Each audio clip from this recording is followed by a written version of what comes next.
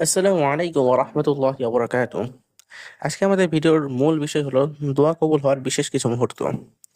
তো চলুন কথা আমরা এই ভিডিওতে যাই। প্রতি মুহূর্তে প্রতিটি কর্মে বান্দা আল্লাহর সাহায্যের মুখাপেক্ষী। তার সাহায্য ছাড়া বান্দা কোনো কাজেরই সফলতার মুখ দেখে না। আর আল্লাহর মতো তো সাহায্য লাভের বড় একটি মাধ্যম হলো দোয়া।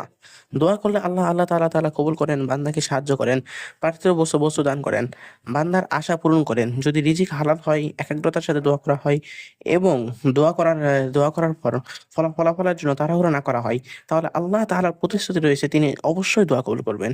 আল্লাহ তাআলা কোরআনে কারিমে ইরশাদ করেন, ওয়া ক্বালা রাব্বুকুম উদউনি আস্তাজিব লাকুম ইন্নাল্লাযীনা ইস্তাকবিরুনা আন ইবাদাতি সায়াদখুলুনা জাহান্নামা দাখিরিন। তোমাদের প্রতিপালক বলেছেন, আমাকে ডাকো, আমি আমি তোমাদের ডাকে সাড়া দিব।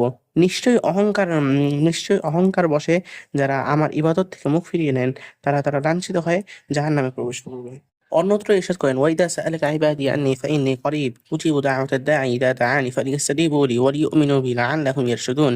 হে নবী, আমার বান্দাগণ যখন আপনার কাছে আমার সম্পর্কে জিজ্ঞাসা করে, তখন তাদেরকে বলুন, আমি তো নিকটেই। কেউ যখন আমাকে ডাকে, আমি তার ডাকে সাড়া দেই। সুতরাং তারাও আমার অনুগত্যের ডাকে সাড়া দিক এবং আমার প্রতি ঈমান আনুক, যাতে তারা সঠিক পথে এসে দেয়।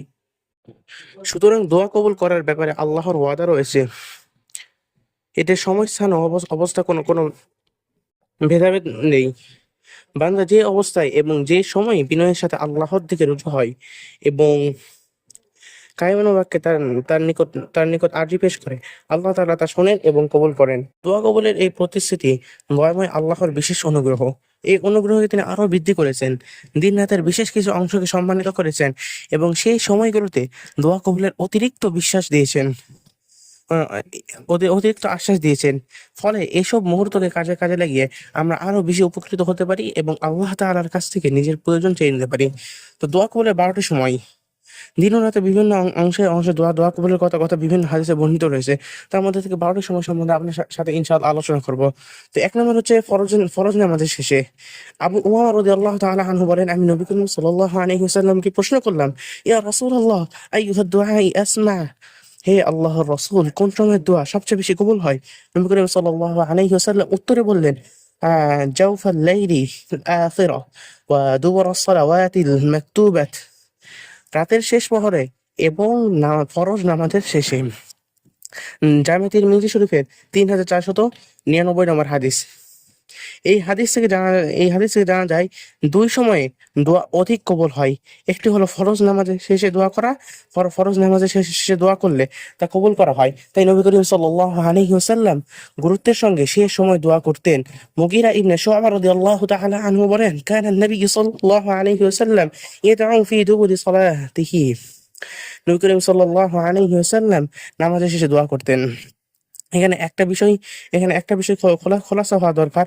তা হলো হাদিসটিতে ফরজ নামাজের শেষে দোয়া কবুলের আশ্বাস দেওয়া হয়েছে। নামাজের শেষে বলে কোন সময় বোঝানো হয়েছে? এই প্রশ্নের উত্তর হলো, মুহাদ্দিসিনে কেরাম এর দুইটি ব্যাখ্যা করেছেন। এক, নামাজের শেষাংশ তথা সালাম ফিরানোর পূর্বের সময়।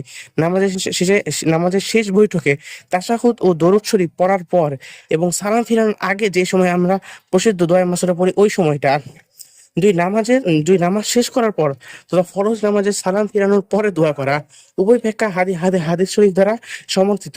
উভয় সময় দোয়া করার বিষয়ে রাসূলুল্লাহ সাল্লাল্লাহু আলাইহি ওয়াসাল্লাম গুরুত্ব দিয়েছেন, উম্মতকে এর প্রতি উৎসাহ দিয়েছেন এবং সে সময় দোয়া করার জন্য সুসংক্ষিপ্ত ও মর্মসন্ধিত অনেক দোয়া তিনি শিক্ষা দিয়েছেন। যাই হোক, হাদিস থেকে জানা গেল যে নামাজের শেষে সালাম ফিরানোর আগে এবং সালাম ফিরানোর পরে দোয়া কবুল হওয়ার একটি বিশেষ সময়। কিন্তু নামাজের মধ্যে যদি কেউ ব্যক্তি দোয়া করতে যায়, যেমন নামাজের মধ্যে সেজদারত অবস্থায় অথবা নামাজের মধ্যে বৈঠকে সালাম ফিরানোর আগ মুহূর্তে, তাহলে তার জন্য আবশ্যক হলো আরবিতে দোয়া করা। কারণ নামাজের মধ্যে যদি কেউ বাংলাতে দোয়া করে তাহলে সেটা হবে না। নামাজের মধ্যে দোয়া করলে আরবিতে দোয়া করতে হবে এবং নামাজের মধ্যে দোয়া করলে সেটা ফরজ এবং ওয়াজিব নামাজের ক্ষেত্রে না। নামাজের মধ্যে দোয়া করলে নফল এবং সুন্নত নামাজের ক্ষেত্রে দোয়া করা যায় এবং তা আরবিতে হতে হবে। এবং নামাজের বাইরে বাংলা, আরবি, ফার্সি সব ভাষায় দোয়া করা যায়। তো এই ছিল আজকের ভিডিওটি ভালো লাগলে লাইক, কমেন্ট, শেয়ার করতে ভুলবেন না। আসসালামু আলাইকুম ওয়া রাহমাতুল্লাহি ওয়া বারাকাতুহু।